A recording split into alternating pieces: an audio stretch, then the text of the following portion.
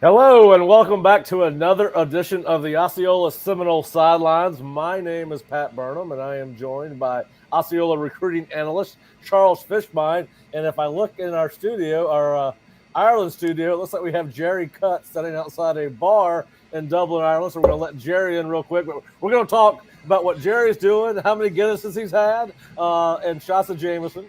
And then we're going to talk to Fish a little bit about recruiting. And then we're going to talk a little bit Georgia Tech. So let's let Jerry in from Ireland. He's got friends. Jerry. Hey, Pat, how you doing, man? I am not doing as good as you. what hey, is happening? Hey, so we're here in Dublin, and I'm joined by two former Seminoles, Rick O'Rear, Clint Parker. They played 69, 70, 71, 72. I assume that. Pat, I got breaking news. All right, what's that? Everybody's been wrong on this point, and this is not the first international football game for the Seminoles. It's not. No. 1969, our freshman team from Florida State played the National University of Mexico in the Olympic Stadium where they had the 68 Olympics. We played them in 1969. And beat their ass. Beat their butts. Hey, we're on YouTube. It's a cussing free. I mean, it's a cussing welcome program. Man. Yeah. So. And I didn't know that all this time, man. I would have been cussing away. So what is? So I've heard that Dublin's been taken over by FSU fans. Is it true? 100%. 100%. So Rick, talk about y'all's experience here so far. Oh, it's been unbelievable. Seminoles everywhere. A little bit of rain doesn't bother anybody. And we walk into this bar, and there's Jerry. And, we've spent $100 to get over here so he'd buy us one beer. Well, I hope it was an expensive beer. Well, it's raining a little bit. Here in Ireland, it's a constant drizzle. Yeah, it just has. And I guess it's in the 60s right now, but probably in the high 50s maybe. But it's great to be here in Ireland, and hopefully we can kick some butt this Saturday. Looking forward to it. Hey, I just got a question. Have any of the three of you guys played any golf in Ireland this week? Any golf got just showed up. Okay, so y'all are just arriving in town. All right. So what has been the how many Georgia Tech fans have y'all seen, and kind of what's been your overall impression of Dublin? Have you seen anything that surprised you you weren't expecting about Ireland or Dublin? Dublin's going to be great. We've seen 3.5 Georgia Tech fans, and that's it. I figured it might be like a home game. Yeah, Seminoles own Dublin. Yeah, good.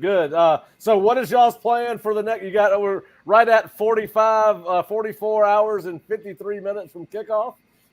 So what's the game plan for you guys over the next day and a half? A couple more pubs and a lot more Seminoles. Yeah, well, Jerry's got a thing going tomorrow at Oscars.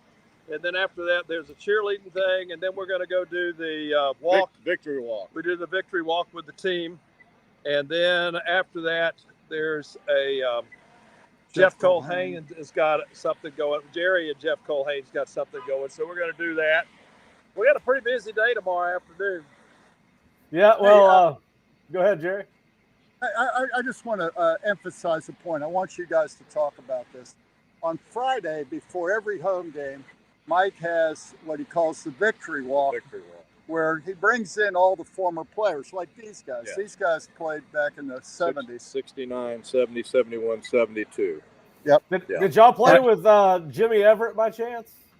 No, he was after us. Jimmy was probably a freshman when we were a senior. Yeah. Okay. But we came in 1969 with the first 4 black players that actually played: J.T. Thomas and Eddie McMillan, Charlie Hunt, and Bobby Anderson. We all came in 1969.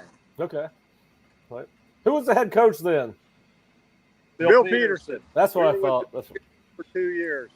We came in with Gary Huff and Barry Smith, and Gary Paris and a bunch of good guys. Just really good guys. So you notice Clint's a green cap. Let me see if I keep moving it the wrong way. There we go. Clint right here. He's wearing his green Florida State cap. That freshman group back then was called the Greenies. The Green Turds. All right, and what is the story behind that? Well, we wore green jerseys because we were dummies. Back then, freshmen could not play varsity. Yep. So we were the scout team, part of the scout team. We wore green jerseys if you were a freshman, and then the orange jerseys were the scout teams. Yeah. They were the redshirt guys that played on the scout team, which Calvin Patterson was there. But at any rate, it was. And then I think we got our names from Parcell. No, it was Bob Harbison. Oh, Harvey says, Harvey. all right, you greeny turds, get on over here. Or something. How great was that? Harbison was Harvey awesome. Was Harvey. Oh, my Harvey God. was Harvey. So Pat knows Harvey. Yep. Pat's Wally coach Yep. there. Yep. Oh, yeah. Well, Harvey would say, you're stealing somebody's food if a player wasn't putting out, as good as he should. Oh, my God. Yep. He was special. He was real special. Yeah. I'm just glad he wasn't my direct coach. Well, I always thought it was funny because when he came off the field, he ended up kind of being the de facto kicking coach. And he always used to follow those kickers up and punters up and down that third practice field when my father first started coaching at FSU. And of course, he was great to me. I loved being around Coach Harbison. He was a fun guy. Always had a great story to tell. So hey, Pat, the thing was, and Pat, you know this, for the younger fans who don't know Harvey, Bob was the defensive coordinator, I believe, on that 64 team. Yeah, probably. Yeah, he was. Arguably the best defense we had until Mickey got there, and maybe ever. I mean, in terms of points, I think you guys only gave up like 90-some points that year. Well, when we were juniors, we only gave up like 11 or 12 points per game for our team. Yeah, per game. Yeah. That was a while back, but 64 was the class that kicked everybody's back. Yeah, beat Florida for the first time. But for the younger fans, I want them to know about Harbison. That Pat, you'll remember this when we played Auburn in that bowl in 1980. Bob was off the staff for about 2 years. And 7 of those recruits that played in that Auburn game started in that game were Harbison recruits. Deion Sanders, Odell Haggins, Shelton Thompson, Dedrick Dodge. It was an unbelievable crew. And I think your dad might agree with me on this. Harbison might have been the best evaluator we ever had.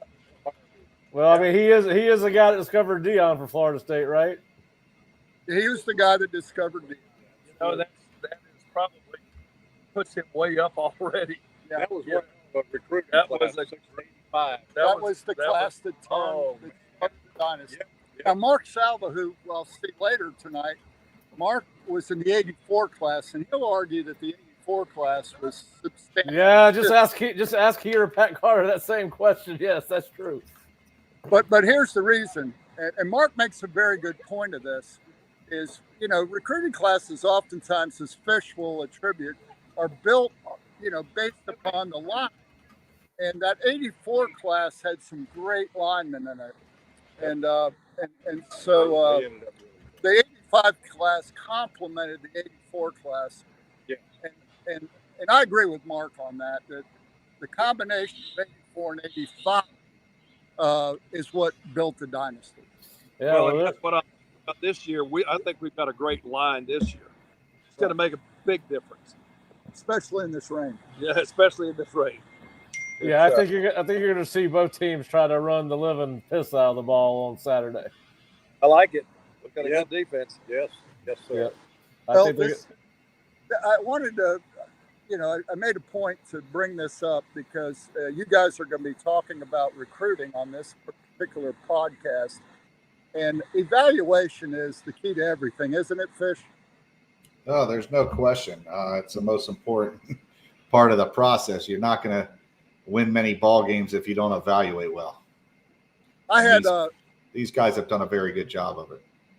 The coach that mentored me when I first started the Osceola in '82 was Gene McDowell, who left and took the head job at University of Central Florida. It was replaced by Pat's dad, Wally Burnham. Sure. Wow. And Gene recruited me. Gene recruited you. And Gene and TK Weatherall recruited me in Daytona back in 1968, 69. Really? Was TK a coach? Oh yeah. Well, he was our academic advisor. He was our academic after he graduated. Yeah, he was part of the staff. Yes. Okay. All right. Yeah. So yeah, it's interesting, and we were just talking about that game.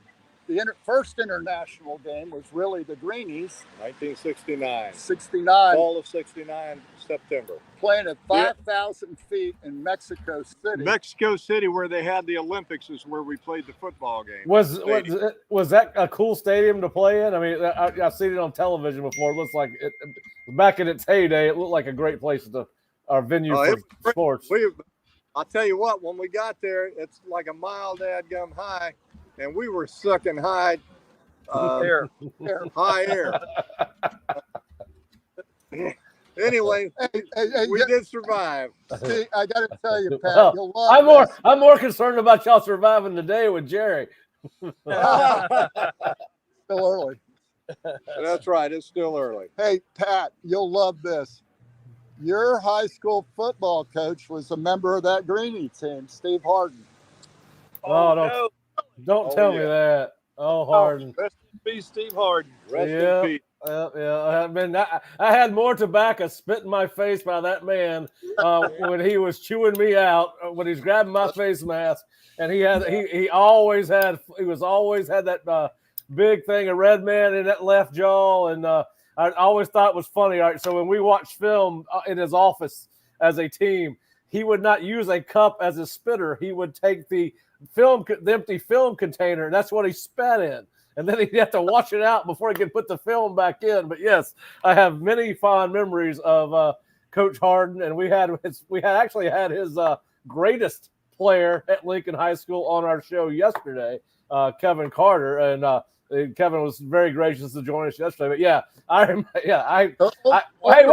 how wild was Coach Harden in college? Because he seemed like he'd been a pretty wild guy. They've already told me a story I can't repeat. That would be an understatement. You ever remember a guy named Larry Strickland? Oh, yes, I do. I do. Very well. Oh, my God, help us. Larry Strickland was we had two linebackers back in that day.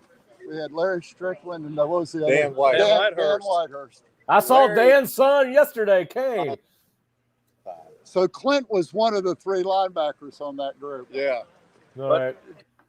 Talking about Steve, he was unconventional. He probably had to run more stadiums than any of the rest of us. That's all I'm going to say. He enjoyed his. Something tells me that he spent a lot more time on Tennessee Street than he did most other places. What was that place? Ken's Tavern. Yeah, he spent more time at Ken's than he did in study hall. Well, I guess I could blame my Ken's appearances in college on him. It's a Lincoln thing. It's a Lincoln thing. So Pat, maybe you got your taste for a little bit from that secondhand tobacco from Steve.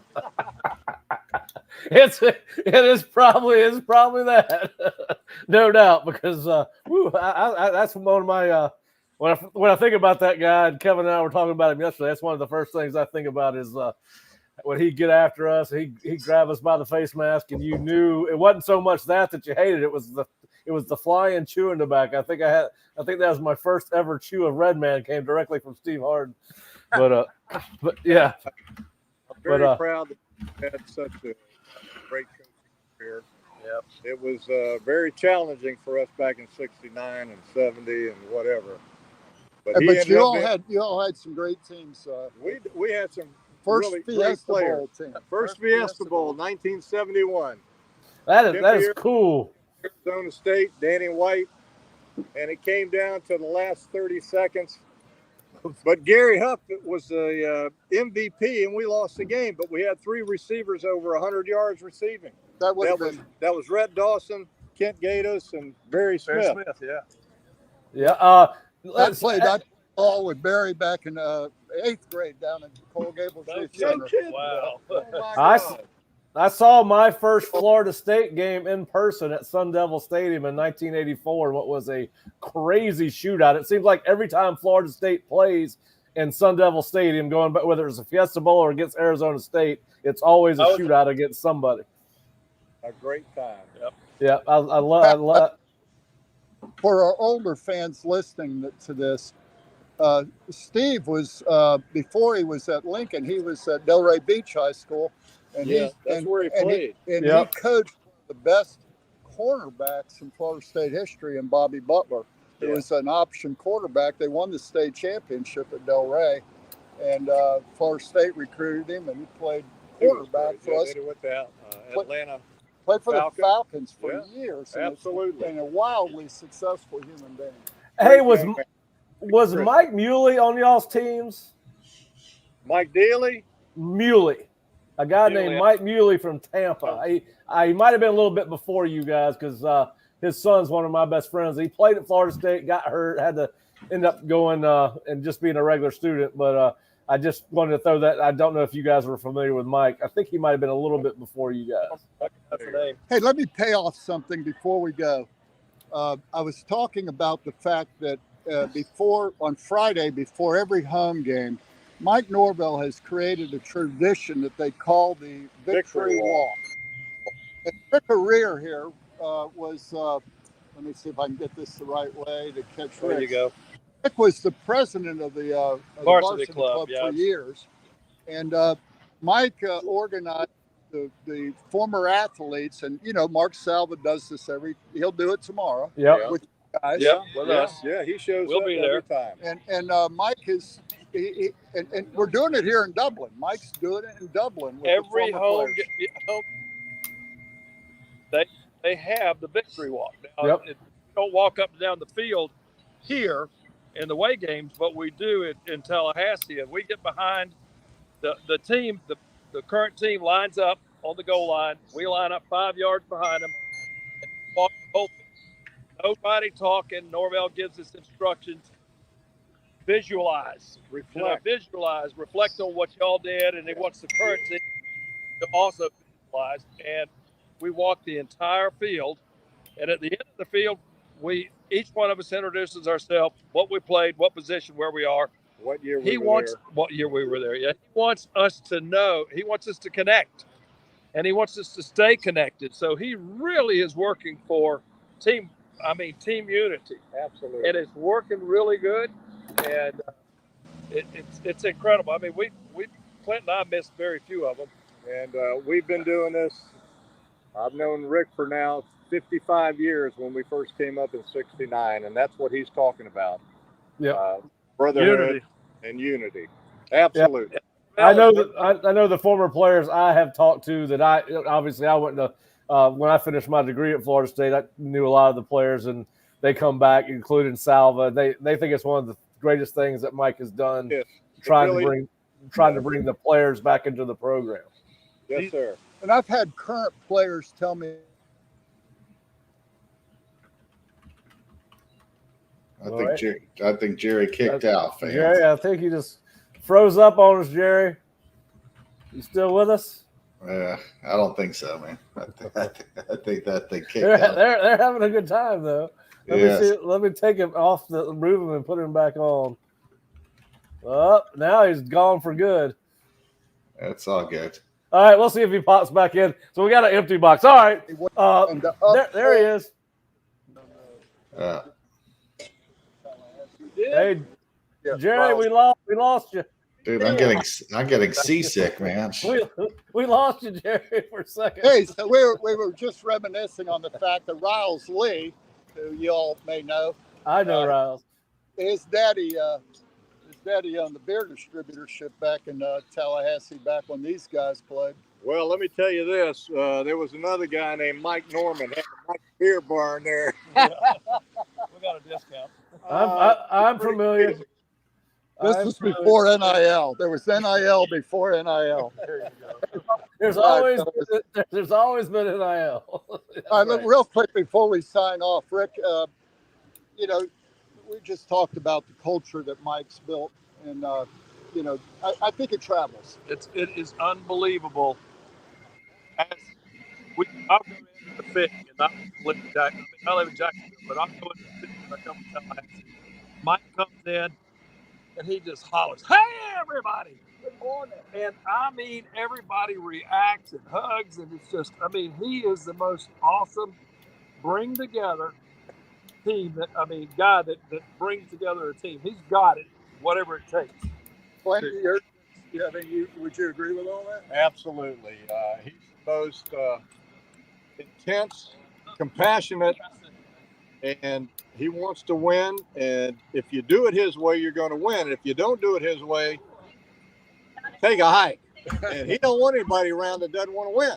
So that's the bottom line. And just so proud of the young man.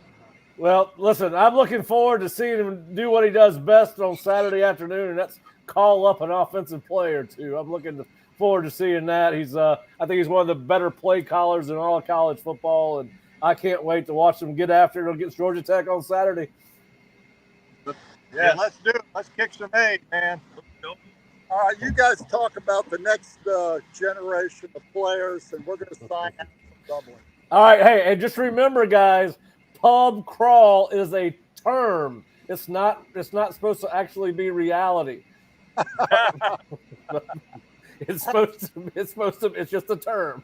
You don't take it don't read too much into the term pub crawl. But hey, you guys have a good time, and I think if each of you guys will have a Guinness for me, I'd appreciate it. We'll do it. Hey, thanks so much. Really appreciate it. Hey guys, thanks for joining us. Thanks for hopping in and sharing those stories that we haven't heard. And we'll have to have you guys back on sometime because I would love to hear more about the trip to Mexico and some of the old stories about who you guys played with, because some of the names are familiar for me, especially like Dan Whitehurst. I knew Dan really well, so I'd love to hear those stories sometime.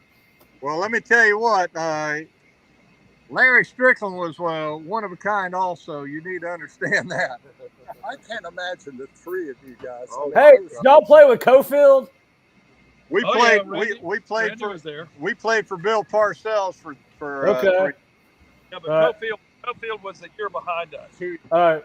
I run into Randy quite regularly, and Randy's a great storyteller when he can remember what he's talking about. Randy was a great player. He was. Randy playing in the NFL for a number of years. Oh, yeah. He was badass. Yeah. All right, guys. Well, hey, y'all have fun, and are you doing something by yourself tomorrow from Dublin? I'm available to do whatever. Okay. All right. Yeah, I didn't know whether we had something going on tomorrow. We'll talk about it later. No, we have a couple events tomorrow. Oh, that's right. Our Oscars sold out, and so I can't take any more. But we're going to do at 7 p.m. If you hear this and you're in Dublin, come by the Temple Bar Inn at 7 p.m. and Osceola will buy you a beer, $100 beer. That's right. And then right after, we're doing kind of a run up to the Jeff Colhane show at Inside Seminole Football Dublin edition that starts at 8 p.m. So if you're here in Dublin at 7 p.m., stop by the Temple Bar Inn and, let me know you're there, and I get the first pint. Hey, have you seen my buddy Marvin Jones Sr. there? No, but hey, listen, I haven't seen Marvin Sr., but Marvin's mother is coming to the lunch, bringing a couple of her friends with her. All right.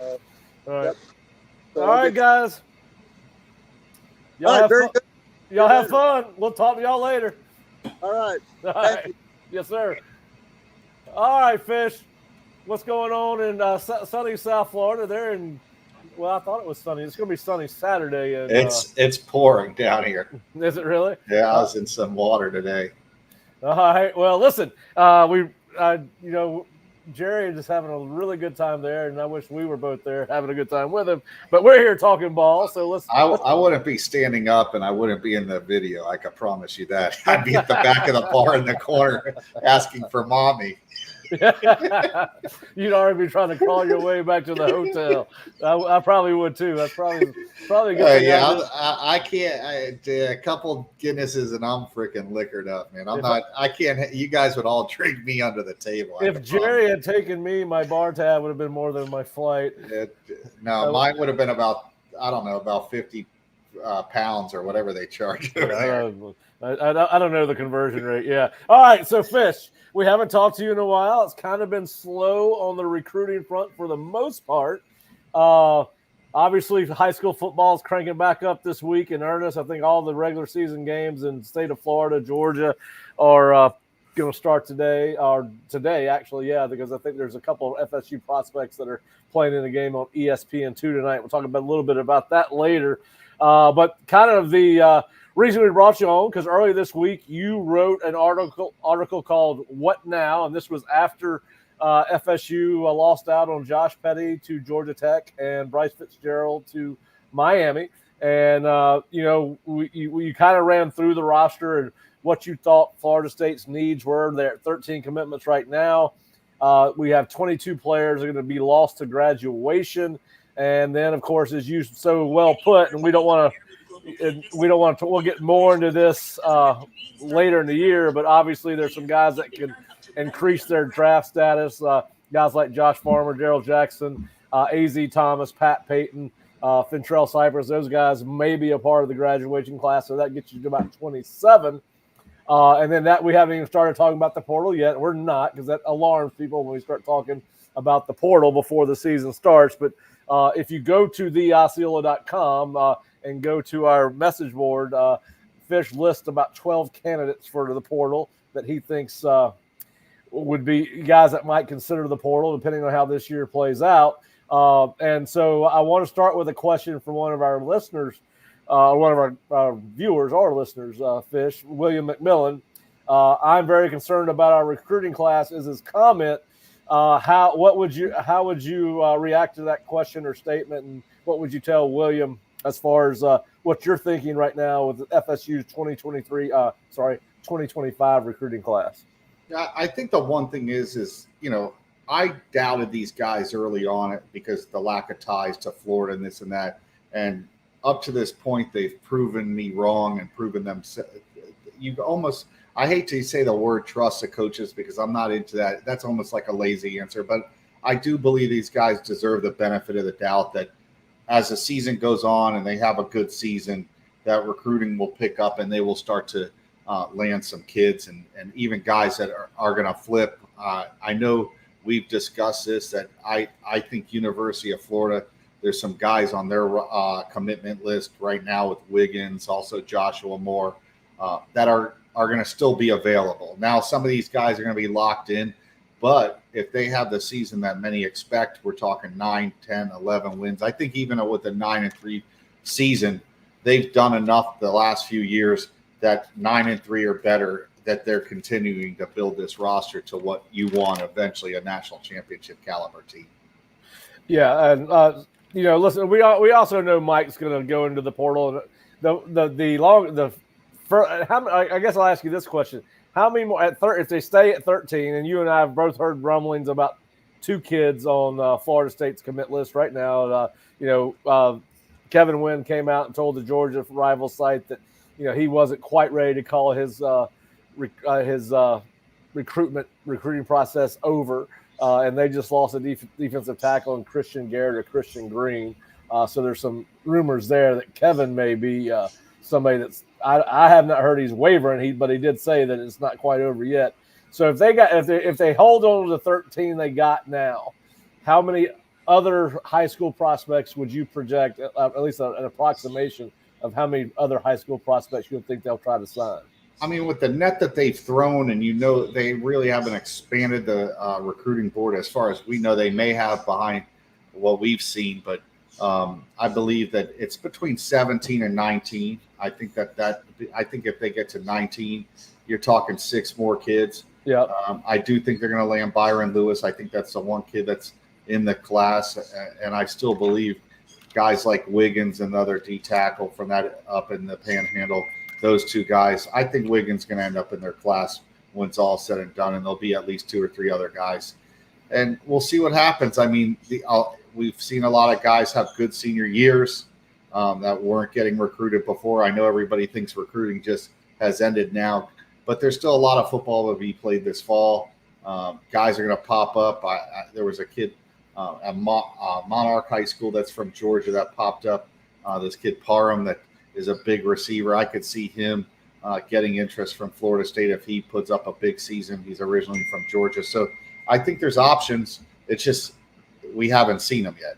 Yeah, and we did see them expand the defensive back pool by one. They offered a kid out of Pflugerville, Texas on Tuesday or Wednesday, a kid by the name of Jason Stokes Jr., who is committed to Utah. And Fish, I think if you get a chance to watch his huddle highlights, you'll be very impressed.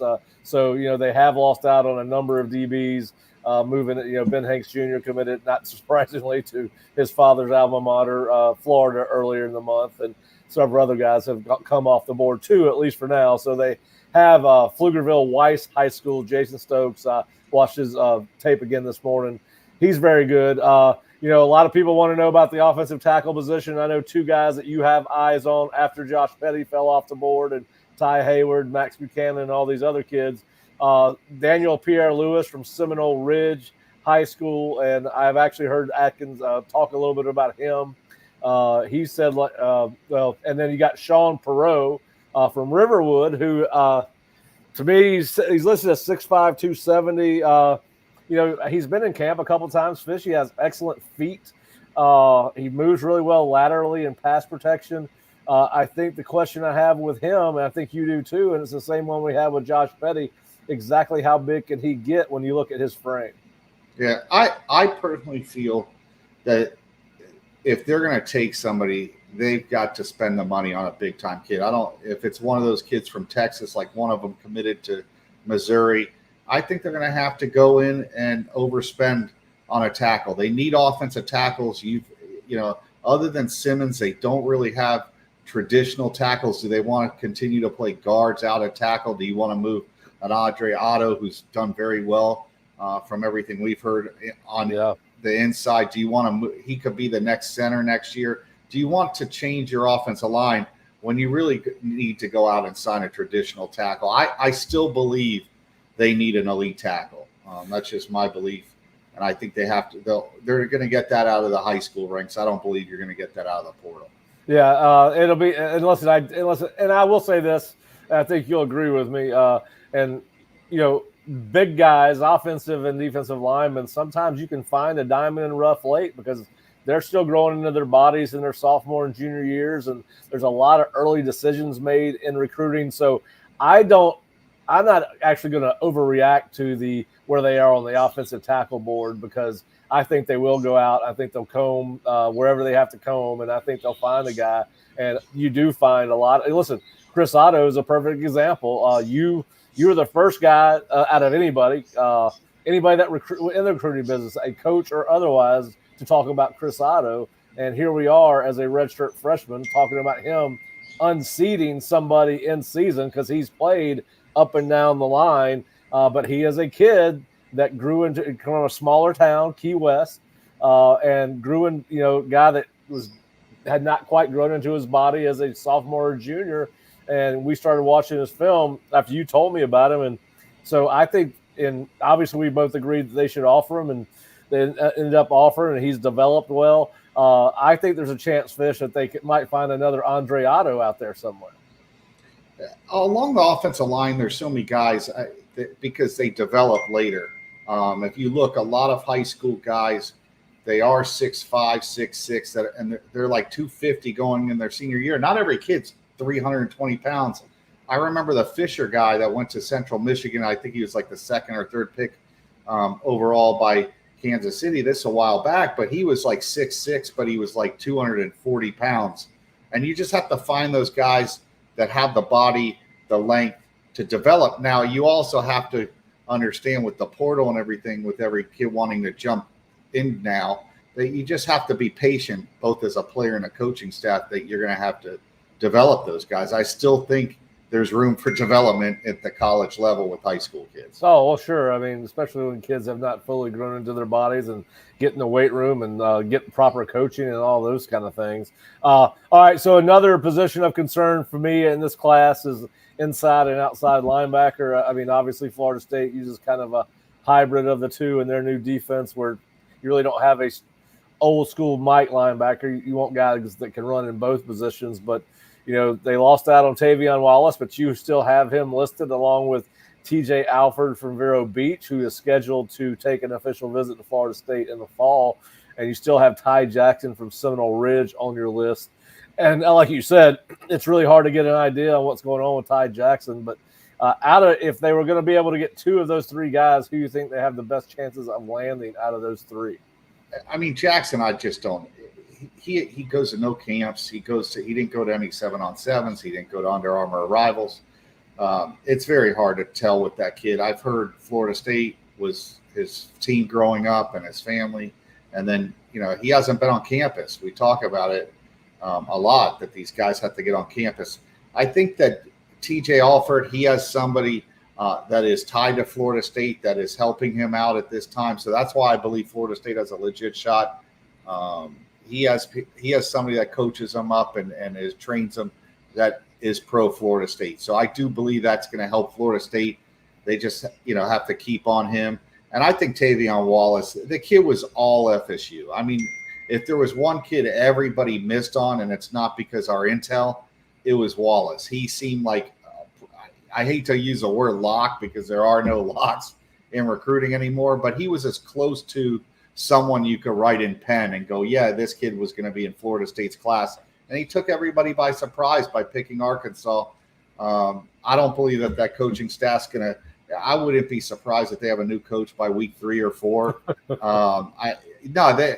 Pittman may be the first coach, and I hate to say that, but he may be the first coach fired in season this year. I think they're going to have a rough season, and I don't see that kid sticking to Arkansas when it all's said and done. Yeah, that one surprised me out of all. Well, in a negative way, surprised me more than any other commit they did not get. And of course, the other way was getting Wiley. But yeah, listen, I think there's a good chance that they circle back. There was absolutely no buzz from any of the 3 recruiting services about Tavion Wallace going to Arkansas. It was all Florida State. I mean, just about everybody across the board. I think there might have been one that. And I can't remember who the school was, and it was one of those future cast, crystal balls, prediction things that a guy had put one in really early and never came back to change it. But, yeah, I think they got a good chance to come back in on Tavion, and I hope so because that kid can run and he can hit. All right, so another guy you had on your list, and he's not quite as hard to read as Ty Jackson. He's been on campus a couple times, and his last visit according to my sources, went very, very well. He was on an unofficial visit here in July, and that's Osman Cromah, the running back from Lee County, Georgia. It seems like Florida State and Georgia all the way for him, with maybe Auburn sneaking in there. What do you think? What do you think about Osman at this point, going at start of his senior season? I mean, going into the recruiting process early on, I didn't think they had a shot. Then once again, we've discussed this, getting him on campus multiple times. Seemed to really like him. I believe his mom's been on some of those visits, and she likes what Florida State is selling.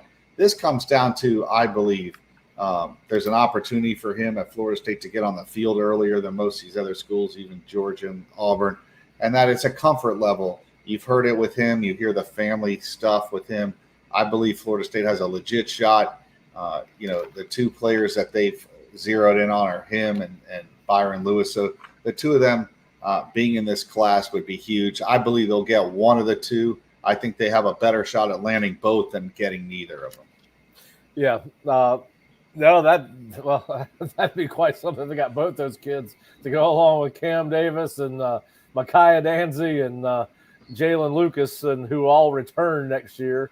That would be and actually Keziah's gone after this year. Sam Singleton would be back. So, yeah, that'd be a pretty stacked room like it is this year. Now, Fish, I don't know. Are you a big watcher of high school football when it starts out early in the year? on television, like the ESPN games and ESPN2 games? Yeah, I mean, there's going to be like 5 of them down here. I believe Chaminade and St. Thomas are both going to be on this weekend. I'll be at the Chaminade game. You know, you always hear about these other teams. They come down to South Florida and how much hype they have. And every year I hear how they're going to beat these teams, and the games usually aren't either close or even competitive. So once again, these teams come down here this weekend. We'll see what happens, but usually these teams down south handle their business. Yeah, and if you're a recruiting junkie and you want to watch some Florida State kids or kids that have Florida State offers, there's going to be a game tomorrow night too. But tonight's game is Grayson, Georgia versus Thompson High School in Alabama. One of FSU's bigger 2026 outside linebacker defensive end targets is going to play in this game. Tyler Atkinson. He has been he's a beast. Yeah, he's been a regular visitor on Florida State's campus up until recently. He hadn't been on campus, I don't think, since about January, maybe early February.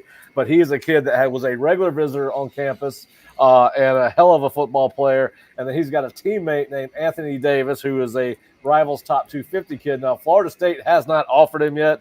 I saw him in the Atlanta Rivals Elite Camp in April. I think it's only a matter of time before Florida State offers him fish. He's really good really quick off the ball. Smaller guy, about 6'2", 197 right now, going into his junior year. I think that's probably one of the questions on him, but elite get off at that camp. And so if you're a Florida State fan, those are the 2 kids that you want to keep an eye on from Grayson on ESPN2 tonight at 8 p.m. And then, of course, the team they're playing, Thompson, Alabama High School. You got 2025 Auburn commit Jared Smith plays on that team. Obviously, he came in for an official visit this summer to Florida State, and they lost out on him. But obviously, it's not December 4th yet. So if you have any interest in watching him, he'll be on Thompson's team, as will 2 2027 offers that Florida State extended, including the quarterback at Thompson, Trent Seaborn, who camped at Florida State and was offered a scholarship at camp, as was 2027 defensive end Cameron Pritchett. So you certainly can check those guys out tonight. And then tomorrow you've got Zay Thomas and Byron Lewis and Brandon Bennett from American Heritage in Florida playing against Milton, Georgia High School. And that's ESPN at 7 o'clock.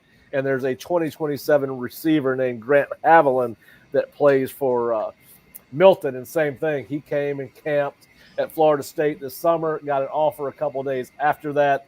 So there are some guys that are high on Florida State's board, either for 2025, 2026, or 2027 that'll be playing on television tonight. And of course, listen, if you've got Georgia Public, if you're listening to us and live in Georgia or North Florida, you might have access to Georgia Public Television. If you do, they have Friday night games, and I know there's a number of them this week that will feature Florida State prospects. So busy weekend for football. We will only get to see one college football game, obviously, Florida State and Georgia Tech. There's a couple of smaller or lesser known programs playing on Saturday afternoon. There's going to be plenty of high school ball Saturday afternoon too. All right, Fish. So we are in the middle or right at the start of the 2024 season. Obviously, you have relationships with kids and coaches all over the United States. And what do you know or what either about the staff at Georgia Tech or the personnel at Georgia Tech? Anybody stand out to you on that particular team? Well, I mean, Brett Key was at UCF when I first originally met Coach O'Leary. He was on his staff there. He also was an O-line coach at Alabama. Originally he was supposed to be the guy that took over for O'Leary, but O'Leary's run at the end went south, and they just cleaned shop, and they ended up bringing in Scott Frost at the time, I believe it was. Yep. So he's been around. He's one of these old school coaches. He's built a really good program. I never knew how he would do in college as a head coach because he's got a kind of different personality. But sometimes it's fit. Georgia Tech's an odd school. He's gone in there. He's understood what you're supposed to do and how you can win. They're a very good football team. At the end of the season last year, they played Georgia very well. They had a nice run at the end of the year. So I do believe that this Georgia Tech team's better than a lot of people think. Yeah, listen, he's one of the few former college offensive linemen as a head coach. I think that there should probably be more. Obviously, I'm biased in that capacity, but I think that they do bring a tougher mentality to your program. Listen, everybody that plays football is relatively tough, right? You don't play college football. At least back when Brent did, you had to be pretty tough just to make it through practices. Listen, it's a totally different Georgia Tech culture than the one under Jeff Collins, who was kind of more into show more than substance. He had the kids coming out and lifting weights on the sideline before games, and had his too tight T-shirt on underneath his little vest that he wore over it. Now he's calling defenses for, I believe, Mac Brown at UNC. So listen, I know some people that know Brent. They talk well of him. He is 11-10 at Georgia Tech, taking over about the 5th game of the season from Jeff 2 years ago. So this is his second full season. He's obviously committed to the run. They were 12th nationally and running the ball last year. Now he's got to shore up the defense. They brought in some transfers, Fish, including Romello Height and Lightsey from Georgia and Vandenberg from Penn State and a couple other guys.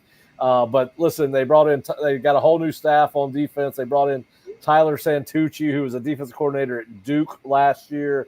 They also brought in with him, and I'm assuming that Tyler Santucci brought these guys in, Jess Simpson, Kyle Pope, and Corey Peoples.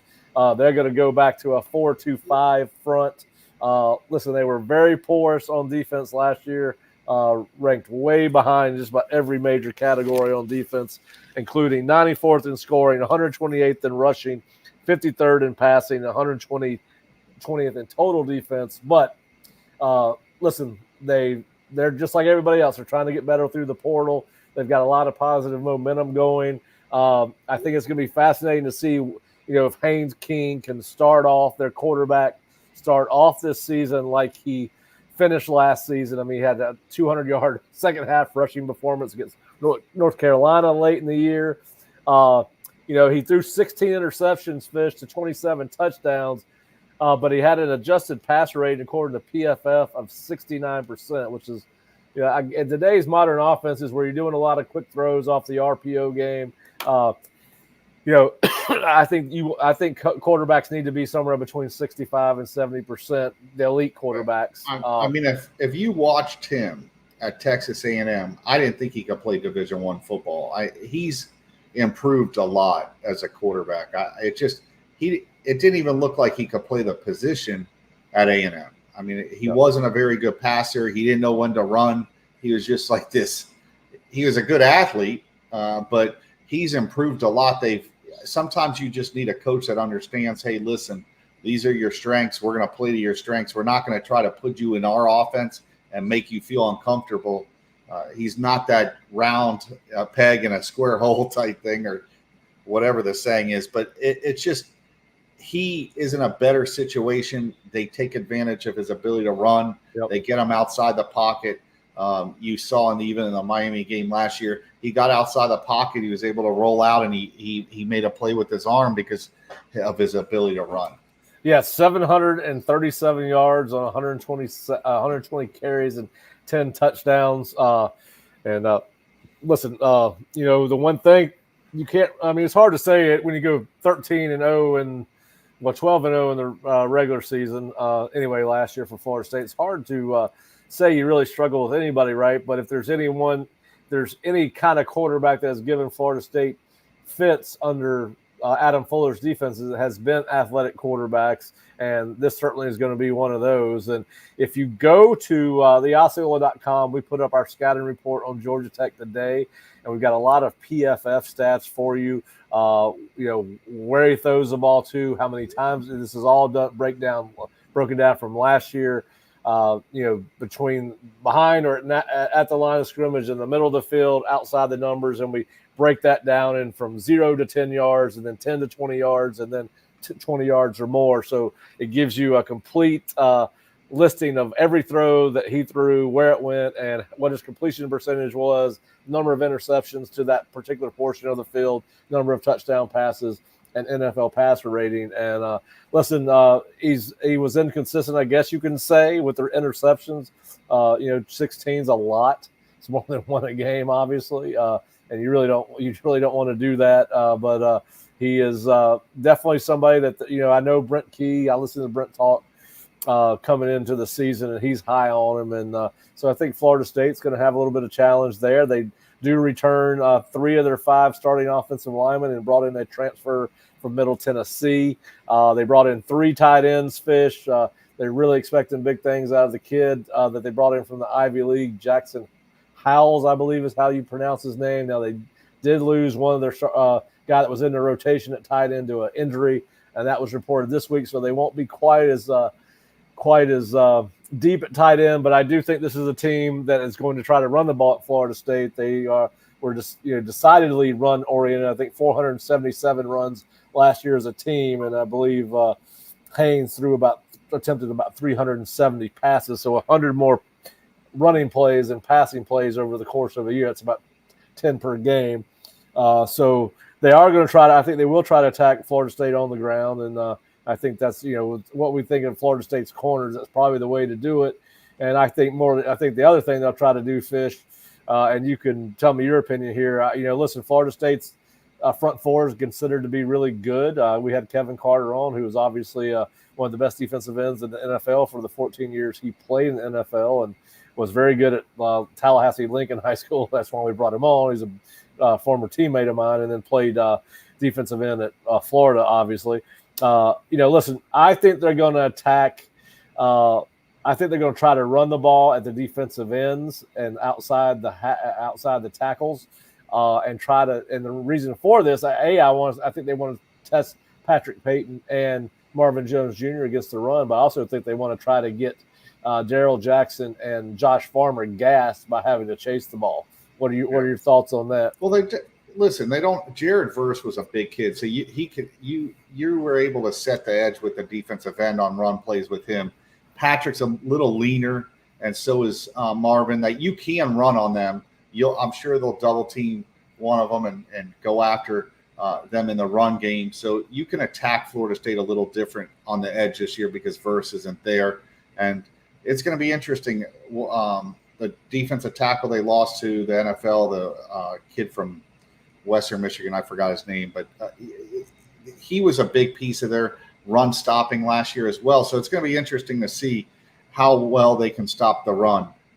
They have a team that I think is very good on defense, but do they have the depth to hold up through a game, especially early in the season? It's going to be a different environment there. It's going to be tough on that defense.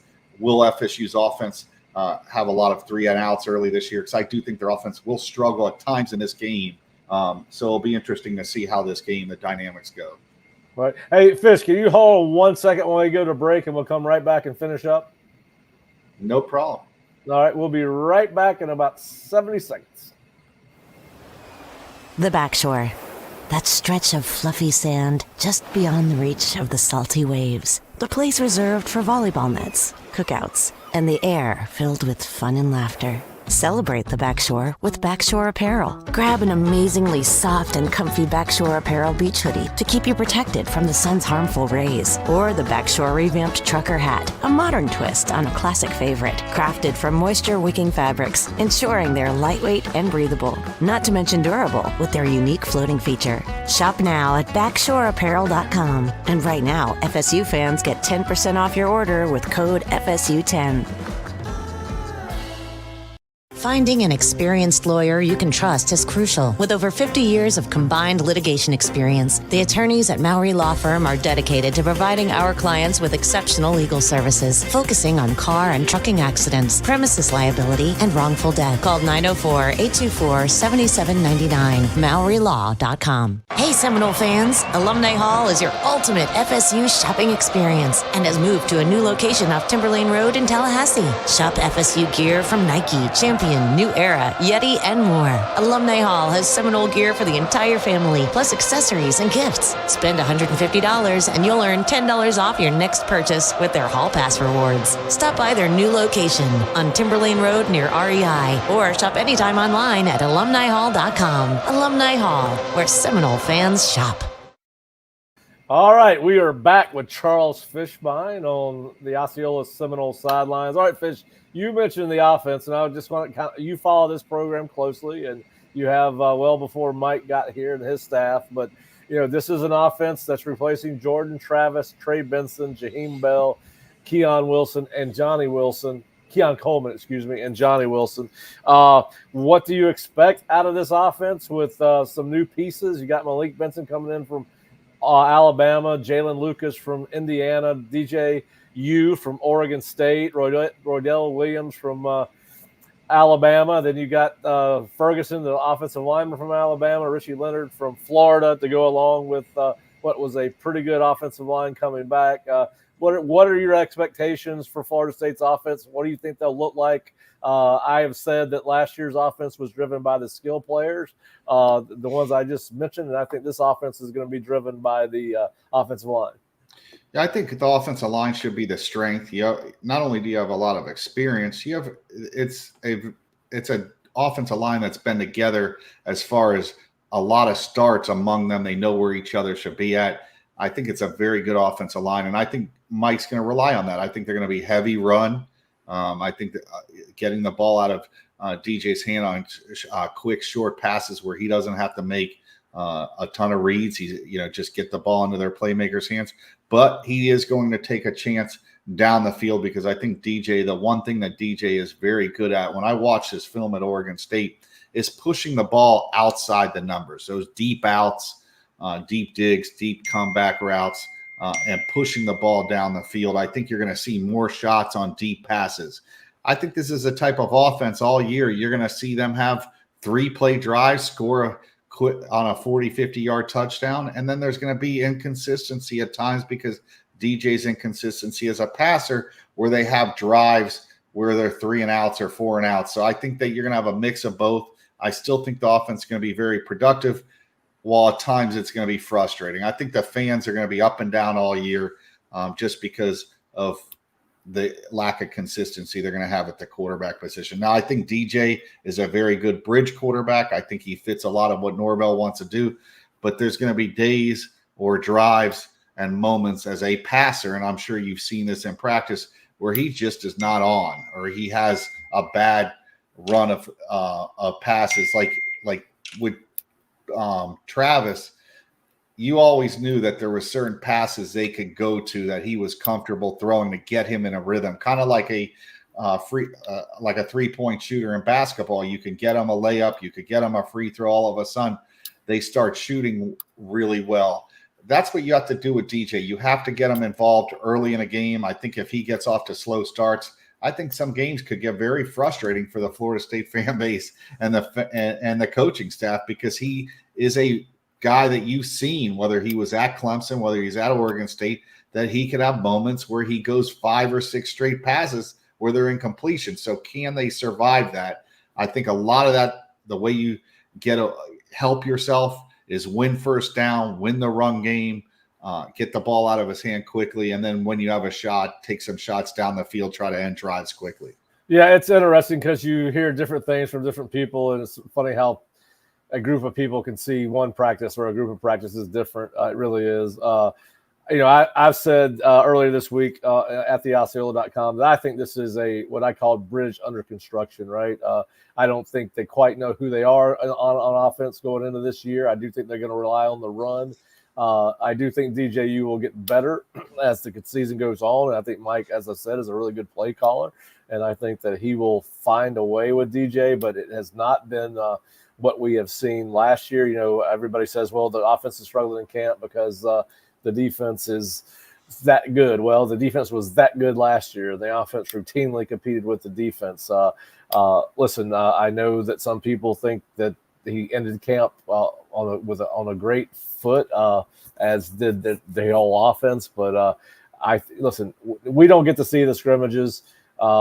those are private. They had 3 of them. We get to see practices where they don't really play live football. And sometimes I think either positively or negatively we're hypercritical. So I think I think you're right. We've seen some of those frustrating moments in camps, not only from DJU, but from all the quarterbacks, really. So I am looking forward to seeing if, guys like Kevin Carter, who came and he expects big things from DJU throughout the season for Florida State. He saw one practice, and obviously we've got some guys on our staff that felt like he ended camp on a really high note, and hopefully they're right. But it is an offense that got better as the camp went along.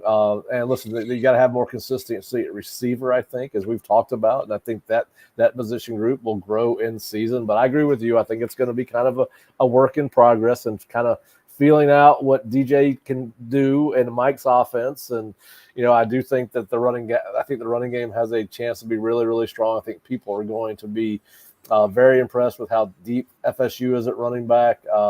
How do you get all these guys to carry? I heard Urban Meyer talking on a show today about Ohio State and how you spread the ball to all their running backs and keep everybody happy. You've got Roydell, you've got Lawrence Toafili, you've got Jalen Lucas, who's making a name for himself in practice. I think people are really going to like Jalen Lucas as a weapon in Mike's offense. He's going to be this year's Deuce Vaughn. I've said this before on the show. Go watch Kansas State play a couple of years ago. Pull up Deuce Vaughn clips. He plays for the Cowboys now. But yeah, it's going to be interesting. I think we're all ready. Kevin and I were talking about it. Everybody's been doing a lot of talking. And as I told him, it's not so much talking as it is speculating, right? We're all speculating. We think we see this. We think we see that. We debate this. We debate that. We read into this. We read into that. And, we're going to have more to talk about than we ever have now that the season started. But speculation season is over, and we are about 44 hours away from Florida State kicking it off against Georgia Tech. Just if you're not at the game and you want to know a little bit about the weather, they're going to kick off at 5 p.m. Ireland Standard Time. I believe that's what they call it. And it's going to be about 60 degrees at kickoff. It was raining today when we talked to Jerry live from Dublin. Now, the forecast calls for sunny skies in Ireland on Saturday, low at 50, about 50 at the end of the game. Winds could play a factor. Jerry said they were getting gusts at 40 miles an hour. Obviously, that's an issue in the kicking game. Now, winds are sustained. They're supposed to be sustained at 10 to 15 miles per hour on Saturday at kickoff with gusts up to 30. Obviously, Florida State is a 10.5-point favorite. This has been a very equal series. FSU holds a 15-13-1 advantage in the series against Georgia Tech. So I think this is going to be interesting. You got what we think the strength of Florida State's team is, the defense, going against the strength of Georgia Tech's team, which we think is the offense. And then you got the offense at Florida State, which there are some questions going in against a defense that certainly has questions coming off its performance last year. So I think it's going to be fascinating. Both teams have really good punters and kickers. I think, that they kind of cancel each other out once you go look at the stats on those guys. Obviously, I think Mastromano is the best punter in college football, but the kid they got, Shanahan, who is actually from Ireland at Georgia Tech, is he's pretty good too. He averages almost 43 yards a kick, and then their field goal kicker, Aiden Burr, was 17 of 19 last year, and the only kicks he missed was from 47 and 49 yards. So it'll be interesting to see how it plays out. All right, Fish, so I want to ask you this question. I think I asked Kevin. I think you've I'm not going to ask you this question because you've written the article tomorrow. Help me write the article. I sent you that. Yeah. So we're going to, tomorrow afternoon or tomorrow morning, we're going to unveil our over-under. Vegas Insider has Florida State's over-under at 9.5 games. The Osceola staff has gone ahead and answered that question for me. I put it out to 5 of the guys on staff, and they've all answered one way or the other. So you will have our answers on whether we think Florida State is going to be winning 10 games or more for the third time in 3 seasons tomorrow. I want to ask you, who do you have preseason going to the ACC championship game? Because now for the ACC, it's probably more important to win the championship than maybe any other conference besides the Big 12, because whoever's in the SEC and Big Ten championship game. Both those teams are going almost certainly, and they're probably going to get a third team in from those conferences.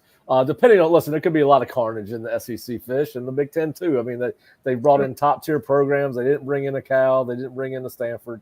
They brought in an Oregon and a USC and a UCLA and a Washington and a Texas and Oklahoma. So what two teams do you think we're going to see? Are you going to give me the two big brands? Or are you going to give me a surprise? We discussed this the other day. I personally think the ACC is wide open this year. I'm not sold on Clemson. I thought that program's been slipping for a while now. And it's not just because they haven't gone after portal kids. I think their top end talent is a step down from what they've had, and their teams aren't as deep, and there's issues there. I think Florida State, Miami will have a rematch in the finals.